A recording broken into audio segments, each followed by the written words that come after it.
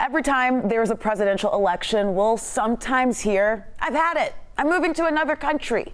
Okay, let's say you're serious. What should you know before you swap your citizenship? Joining us is our friend Ted Jenkin, the co-founder of Oxygen Financial here in Atlanta. So Ted, this is the question, right? If you've heard your friends say it, your family, "I'm getting out of the U.S." What should you consider before making the move to another country? It's so funny, Faith. Everyone says that. I'm moving out of the country. But I think, like any move that you make, you have to consider lots of options. Like, you're going to move to a city or you're going to move to the coast. What about the culture, the weather, and especially in another country, it may be the language. Do you have children? You may need to check out the education system. Most importantly, make sure you look into the healthcare system because it may not be quite like the United States. Can you work for your company? Can you work remote, or are you going to get a new job? These are all considerations people have to make. It's a lot of considerations. It would be a very big move. Here's a question for you, Ted.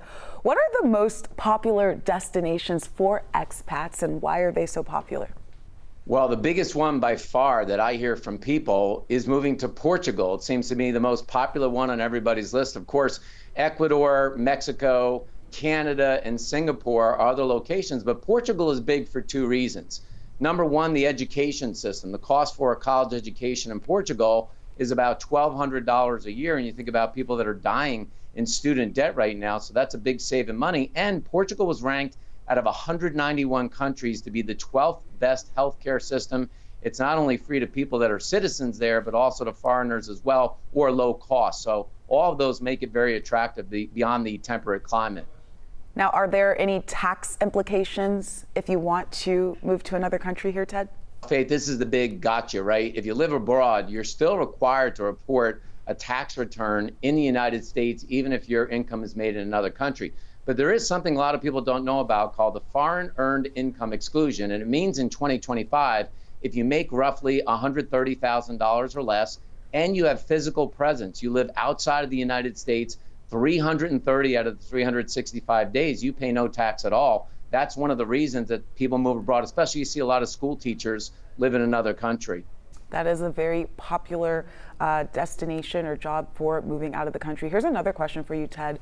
For those who are considering moving, is it better to become a resident or consider becoming an actual citizen of that country?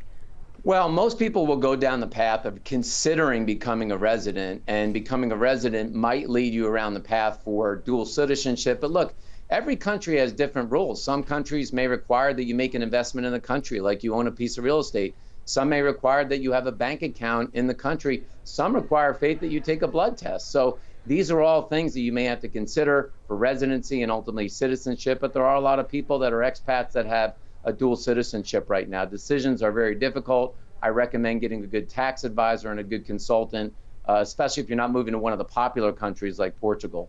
A lot of planning if you do plan to move out of the country because of the election or just because you want to get a different life experience outside of the country. Ted Jenkin, the CEO and founder of Oxygen Financial. Thank you so much for joining us today, Ted.